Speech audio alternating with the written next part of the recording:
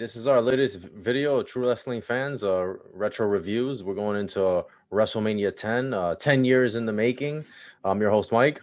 And I'm Frank. Let's jump right into it. 10 years in the making, they returned to Madison Square Garden, where there was 18,065 fans on hand to see two WWE title matches, a first ever unprecedented ladder match, and brother versus brother, and a match that didn't happen. I'll get to that later.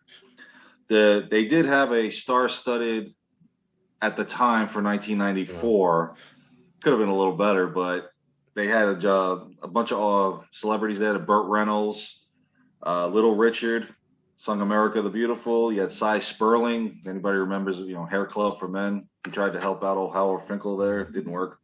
Jenny Garth from Beverly Hills 90210. Donnie Wahlberg, who everybody knows now from Blue Bloods, but back then, NKOTB. Rhonda Shear, USA Up All Night. Unless you're our age, you probably don't remember. Right. You have no idea. So, and that was pretty much it. And that wasn't bad considering WrestleMania 9 never had any celebrities. So this wasn't bad. They did what they could for the 10th anniversary. I think they did a better job 10 years later at WrestleMania 20.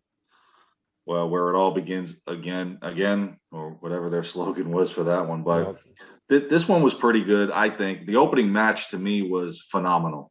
Oh yeah. This was, you could even main evented WrestleMania with this. Absolutely, easily. Now the quick storyline to this, and the reason why he fought this match plus another one, was the 1994 Royal Rumble. Lex Luger and Bret Hart both win the Rumble, even though if you watched it live, you know who really won. But anyway, both men got a title shot at WrestleMania. Now, on Monday Night Raw, a few weeks prior, they flipped a coin. Right. The winner of the coin toss got the first title shot, while the other individual had to fight in a match. Now, if Bret won the coin toss, Lex Luger was to fight Crush. That's correct, yes. And if Lex Luger won the coin toss, then Bret gets Owen at WrestleMania. Well, Lex Luger won the coin toss, so he gets the first title match. So, what are we opening with? Bret the Hitman Hart versus the Rocket Owen Hart. This match, oh my God, and we've talked about this before on Uncrowned Champions with Owen Hart. This feud made this man. Just hands down 5-star match. Easily. I mean, the stuff that these guys did in the ring was just great. They worked great together. Just everything clicked. And this was a 20-minute, 21-second match in which everybody was shocked at the outcome, because I didn't think that it was going to happen. Owen Hart actually beats Bret. Yep, Owen goes over. And here's a quick side fact that most people don't know. Only 2 wrestlers in the history of WrestleMania have ever lost a match at WrestleMania but walked out WWE champion. Bret Hart is one of them. Seth Rollins is the other. Because if you remember, Seth Rollins lost to Randy Orton in his opening match at WrestleMania, I think it was 31. Cashes in the Money in the Bank later on and beats Lesnar and Reigns, becomes the champion. I mean, technically Hogan, because they lost, didn't they? The tag match at WrestleMania 9. Yeah, but we don't want to count him. They got Okay, all right. Well, I'll give him the credit then. And technically, even though the match, I mean, these two guys had. Well, yeah, Rollins wasn't even a signed match either. So okay, three individuals. Yeah, Hogan had to be part of WrestleMania 10 apparently now. So, all right, good job, Hulk. All right, so anyway, Owen Hart beats Bret Hart. So now Bret's got a losing momentum going into his match later on against either Lex Luger or Yokozuna. And he's injured, apparently. The so-called knee injury, which I really think he did have some issues in the beginning of '94, but it wasn't nothing detrimental. I think they were just trying to sell it. Yeah, but I just felt like there was no reason to, because they already played that card at the Royal Rumble. Why play the card again? Especially at the Rumble with its tag match with the Quebecers with Owen, and in the Rumble. And then when he goes to the Rumble, he was beat down. Right. Whatever. Anyway. Either way, we'll get to Bret again in a minute. But Owen gets his WrestleMania win. He's actually 2-0, 2-1 now, if you want to count Blue Blazer. Yeah. So anyway, our next match, it was an intergender match, I guess you want to say. It was Bam Bam Bigelow and Luna Vachon versus Doink and Dink. Yeah. That's what I said. Again, this is a match that it wasn't WrestleMania worthy. I mean, there was a feud between them, yeah, but are you going to put this on your 10th anniversary WrestleMania?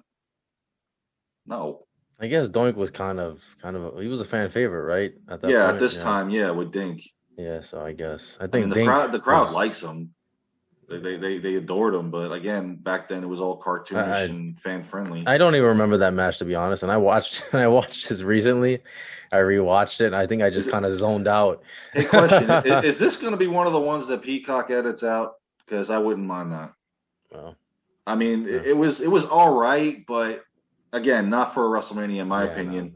Bam Bam Bigelow and Luna win the match at 6 minutes 9 seconds, which Bam Bam had tremendous momentum going into right. 1994 when he made his return in '93, and he was just on a fast track, maybe even to a mid card title match. But this match, yeah, it wasn't, like I said, it wasn't WrestleMania worthy, but it is what it is, and Doink loses.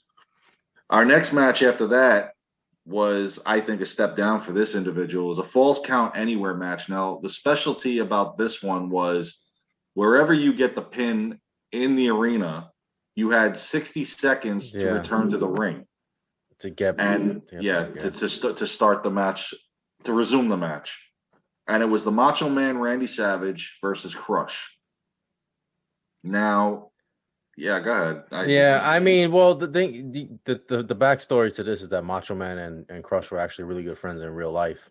So Yeah. Macho Man was pushing for this match. He wanted to do it for Crush to get Crush into that spot or whatever. And they did the storyline on TV, which is the storyline is kind of weird because you didn't even know that they were friends, and then all of No. a sudden they told you they were friends, and then they Well, it was like they were involved for like a week or two on Raw, and then it was right, all of a sudden the following week, Crush just turned on him, yeah, and just then attacked him from behind at the right, announce and then table. he was with Fuji, and he Fuji, yeah, changed his colors to purple and silver, and and I we're mean. back to sort of Demolition Crush. Yeah, I mean, watching it back then, I didn't mind because I liked Macho Man and I liked the whole idea was kind of like a street fight.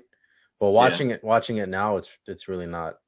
I It's mean really, the ending of the match, it was 9 minutes they 49 seconds. He pins him in the back and ties him up. but they botched the ending. If you noticed, he hangs him up, and then as Yeah, and soon he as he falls walks down. away, he falls right back down. Yeah, and he could have easily got up Right, and. right, right. But I mean, I was glad to see Randy Savage back on the WrestleMania Yeah, card because his career was nowhere near over, and he brings a lot to the card every hmm time he's on it, regardless of who he's facing. And I've said this before, I never agreed with him in the announce position. This was actually he really fought Vince McMahon tooth and nail to get this match because he wasn't supposed to be on the card again. right.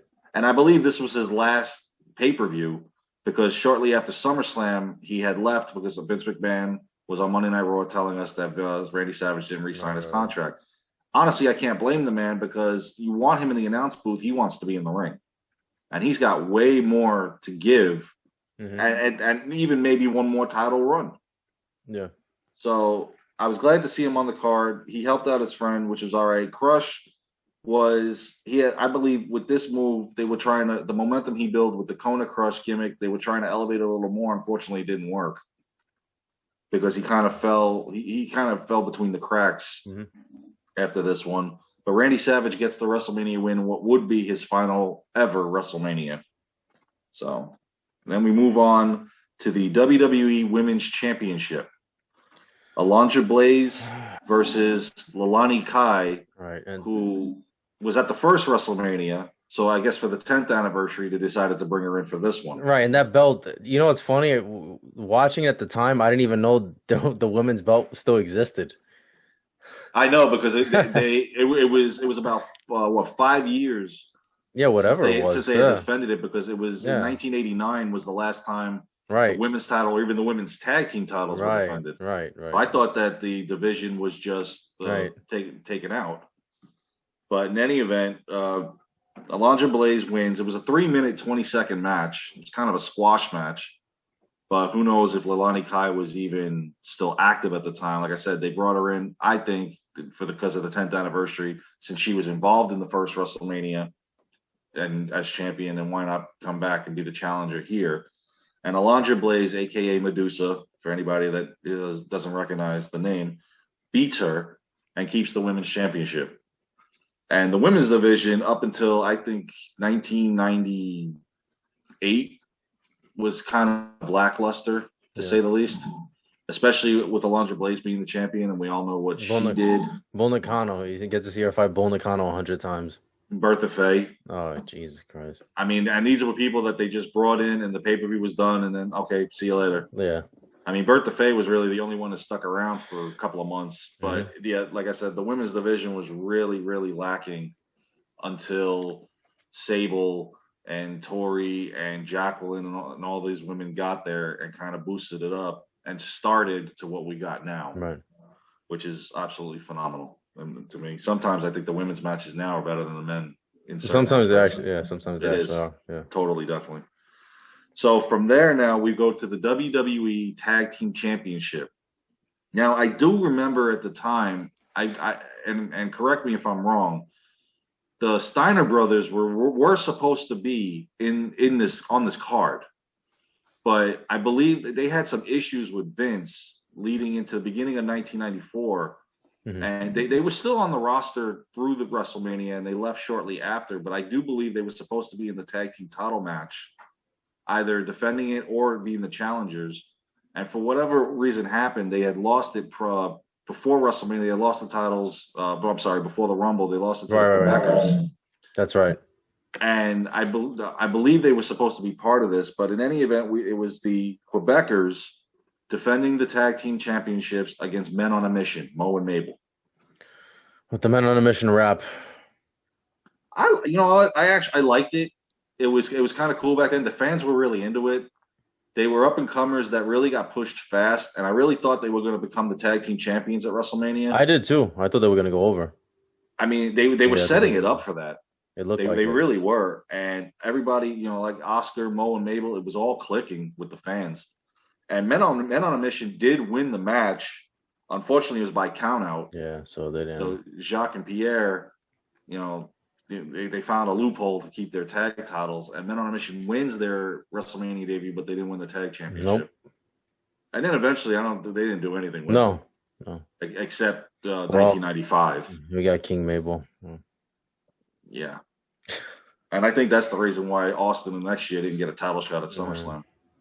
Because, King of the Ring, you won it, you got a title shot. Mabel was the last one. So from there now we go to our first WWE Championship match of the evening. Yokozuna defending the WWE Championship against Lex Luger with our special guest referee, Mr. Perfect. Yeah. And I like this match. This was good. It was a long time in the making that these two finally got back in the ring because of the stipulation at SummerSlam, where Luger couldn't get another title shot unless he won something that could automatically guarantee it to him. And I just didn't like the ending. And I know you had said that this was supposed to set up a feud between the two. Between Perfect and Luger. And it never happened. No. Because Perfect got hurt again. Yeah.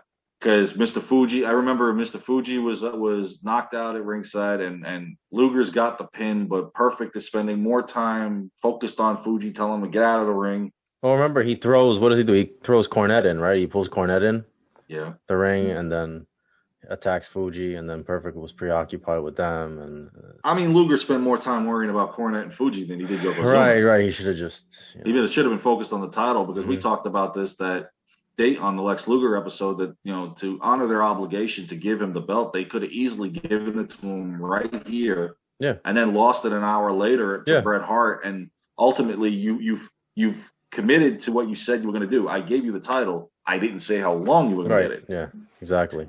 But in any event, due to Lex Luger pushing Mr. Perfect because he was preoccupied with Mr. Fuji, Mr. Perfect rings the bell. Yokozuna wins by disqualification. And Lex Luger, you remember he got to him in the backstage. And said, if you had a problem with me, you should have came to me in the beginning. Yeah. Perfect, just with I'm Mr. Perfect. He says, that's my story, and I'm sticking to it. Yeah. And he just walks away. Right. Oh God. So, and unfortunately, that was Lex Luger's final push, because there wasn't nothing that was ever done after that. So now we know that we're set up for the ending of the night. Yokozuna, Bret Hart, round 2. Yep, the rematch from the previous year. Yep. So now from there, we go to, and this was a segment they had done after it with Cy Sperling, Hair Club for Men. They gave Howard Finkel the toupee. Okay. So now Harvey Whippleman got introduced by Finkel. And, Finkel and Harvey never got along. They always had that thing. Matter of fact, I think even after this at a house show, and even on Monday Night Raw, they had a tuxedo match. Yeah. Oh, Jesus. I forgot about that. Yeah, I would like to forget about it, too. Because, Howard Finkel in the ring, I mean, he's not a wrestler. So in any event, they have their thing. He rips the tuxedo that he's wearing, and Howard Finkel pushes him down. Now this match was Earthquake versus Atom Bomb. Yeah. And it leads to Atom Bomb coming down to the ring, getting in Howard Finkel's face. Now here comes Earthquake running to the ring. Mm-hmm. Now, Earthquake's still a fan favorite. Unfortunately, at this point, the Natural Disasters are almost on their way out. They're already broken up. And because I believe that officially happened at the Royal Rumble when Earthquake eliminated Typhoon. And Earthquake comes down, and this was a 35-second match, squash match pretty much. Yep. Earthquake gets the win over Atom Bomb, who was on his WrestleMania debut. It wasn't bad. The fans got a kick out of it because it was a squash match, and then Earthquake still showed his dominance.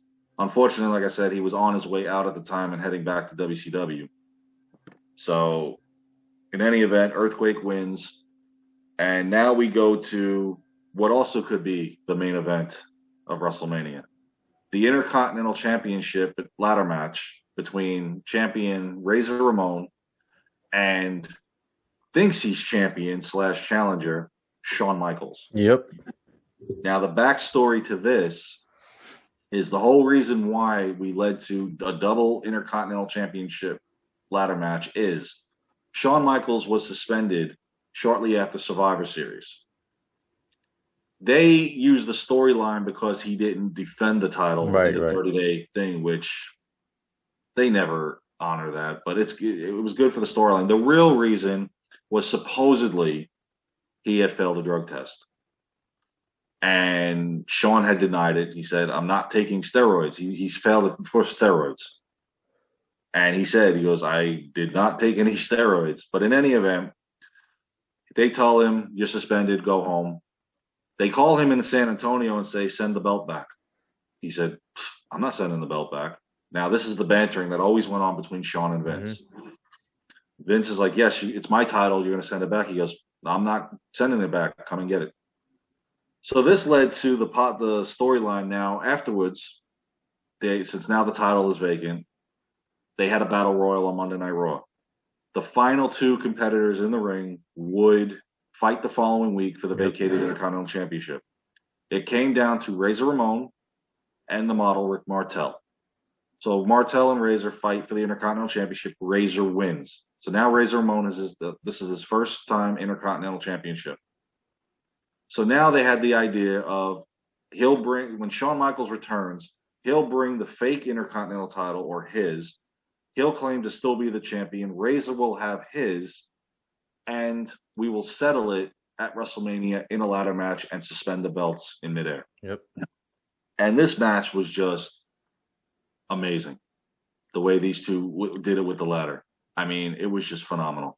Yeah, no, it was a great story they told in the ring. It was something different that we hadn't really seen, I mean, Bret had done that ladder match with Shawn. He's actually the one that brought it in. Mm-hmm. But that was on a Coliseum home video, so not really many people saw it, I don't think. Because honestly, watching this for the first time as a fan back then, I never even had heard of it because I didn't even know the first ladder match had existed. Yeah, I didn't know. The two of them. A friend of mine told me. I remember it was one of my friends told me. He's like, "Oh, Shawn and Bret had for the IC title. They had a ladder match." And I said, "Really?" He said, "Yeah. This is." He told me the tape, and then I remember I went to the video store and I rented it. Which tape was it? Yeah. It was one of the super tapes. In case anybody wants to check it out. I don't think it was like a super tape or something like that. I don't remember exactly which one it was. I know you can YouTube the match and you can watch it because I just watched it recently, and even that one was pretty good. Mm-hmm. Yeah. So this match went 18 minutes 47 seconds. I mean, what did they say that they thought Shawn was having a match against the ladder rather than Razor? That's ridiculous. Like that. You know what's funny about that? That became the narrative years later. Because when it first happened, everyone said, "Oh, it was a great match, Razor and Shawn." It wasn't, and then at some point the narrative changed to, oh, Sean just went out there, and I think it was Ted DiBiase that said that. I'm not Sean, sure. yeah, Sean had went out there and had a match with a ladder. With a ladder, which is BS. I think it was on his documentary. Yeah, I'm like, are you that kidding me? Like they both did their thing, like both of them. I mean, they're allowed to use the ladder. Yeah, I mean, well, in that one at least. Yeah, and Sean was using what he was allowed to use. Right. Yeah. So I mean, he didn't have a match with a ladder. He had a match with Razor Ramon with the use of a ladder. Right. Both of them, they both deserve credit. I don't like the fact that Sean gets all the credit for that ladder match, as if Razor Ramon did just as much as Shawn Michaels did in that match, and they both deserve the accolades for that match that they put on. Yeah, absolutely. Yeah. So and it was funny how Sean was taking the bumps off the ladder. He was selling it, getting tied up in the ropes. And it was funny because he was tied up in the rope with his arm. Razor's climbing the ladder. He just gets out as Razor Ramon grabs the belts. Because you remember it was his arm and then his leg. Then he finally gets out. So Razor Ramon wins the match. He defended his Intercontinental title, and now he is recognized as the Intercontinental Champion.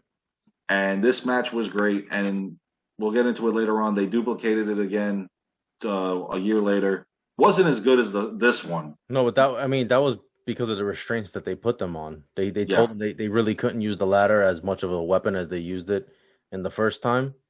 Because they also didn't want them getting injured in this match, because by that point, they were starting to lose their roster, and they kind of needed both of these guys. I think it might have had to do with the sponsors too for SummerSlam.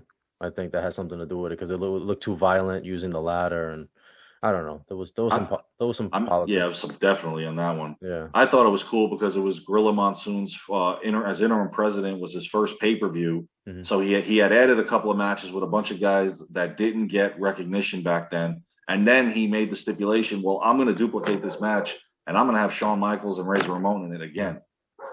And again, it wasn't as good as the original. The original will always be the best. Yeah, of course. And these two just did a phenomenal job, and Razor walked out as champion. Yeah, and you know what's funny? Before we move on, I remember thinking about the ladder match. Like when they announced it, I'm like, oh, this doesn't sound good, because I never seen a ladder match. So I was like, I was skeptical about the match, and then when it actually happened, just blown away. Yeah, blown away. Yeah, because when I heard ladder match, I'm like, okay, somebody explain the rules of this to me, because you couldn't go on the internet or Google ladder match. Yeah, I know. Mm-hmm. And again, unless you saw the original match, you didn't know the stipulations. Right. So now, unfortunately, due to time constraints, this match never took place. However, they did it on Monday Night Raw the next night. Now, the reason why they said they couldn't do it, the kayfabe reason, was because they couldn't decide on who the team captain was going to be. Like it mattered, because it's not a Survivor Series match. Exactly. But okay. This wasn't even an elimination match. This was a 10-man tag team, one fall to a finish. Mm-hmm. And the match that never took place, and is a shame, because some of these guys really deserve to be on the card. The Smoking Guns, Billy and Bart, Tatanka, the 1-2-3 Kid, and Bob Sparkplug Holly versus IRS, Rick Martel, Double J, Jeff Jarrett, and the Head Shrinkers.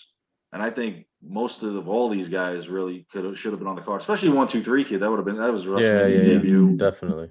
Smoking Guns, WrestleMania debut. Even Jeff Jarrett. I mean, a lot of these guys should have been on the card where they could have tried to fit it in, but unfortunately, it never happened. And they did the match the next night on Raw, and I mean, it took away from them, because again, this would have been Martel's final WrestleMania, and it would have been nice to see. So supposedly Macho Man yelled at Shawn Michaels and Razor because of that, because he said that they went over, and he was like, "Oh, that was really selfish of you guys, because these guys didn't get to fight on WrestleMania." But it wasn't like Shawn, from what I understand from Bruce Pritchard, he said Shawn and Razor, they didn't really go over. It was like barely they went over. He said it was they weren't even the longest match. They said it was just a combination of all the other matches going slightly over, and it just added up, and that's why they had to cut it out. You had 4 matches on the card that went 10 minutes or more. Yeah.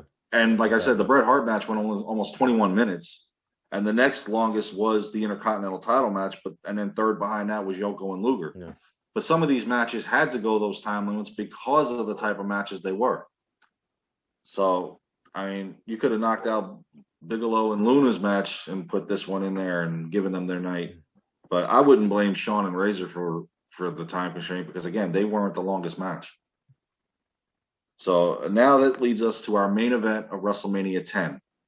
Yokozuna defending the WWE Championship against Bret the Hitman Hart, special guest referee Rowdy Piper. Yep. And I noticed over following a lot of stuff that Piper did a lot of Bret Hart's matches. Because again, this is not going to be the first WrestleMania that we say Piper was the special guest referee in a Bret Hart match. Because 1 year later, it happened again.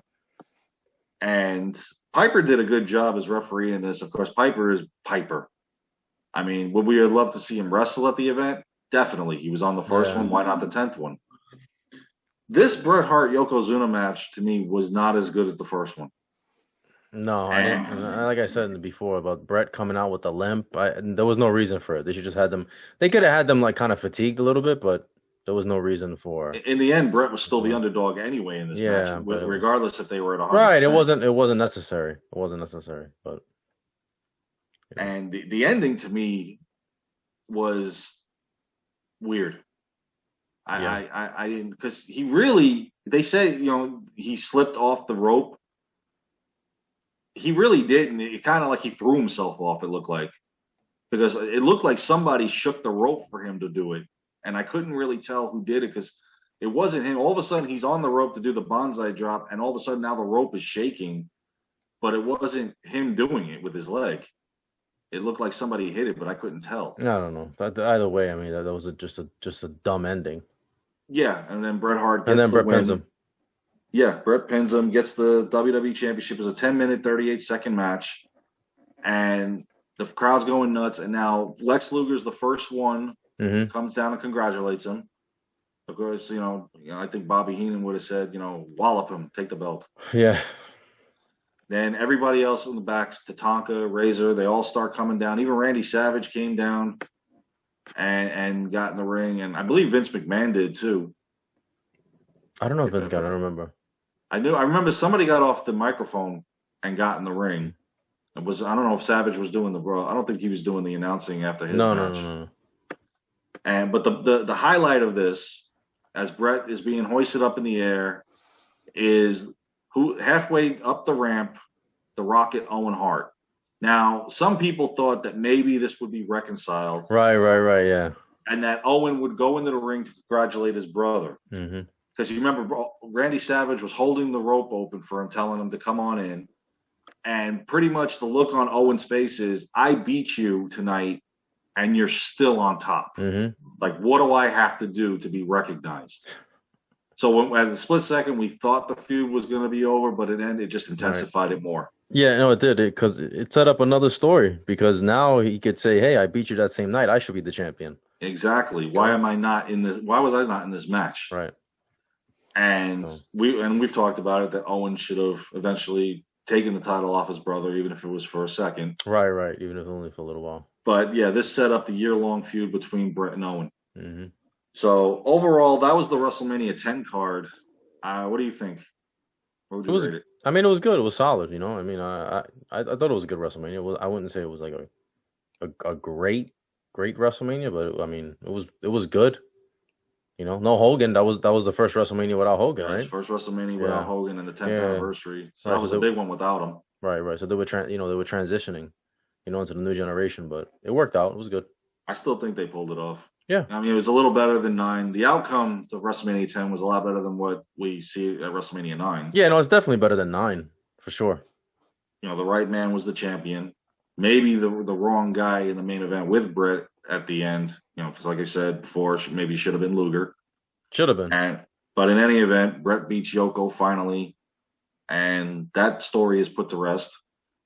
And we move on after WrestleMania 10. Yep. Bret and Owen tore the house down that whole year. Yep. So you had those two great matches. I mean, your Razor and Shawn in the ladder match and the opening match with Owen and Bret. I mean, you can't really ask for much more than that.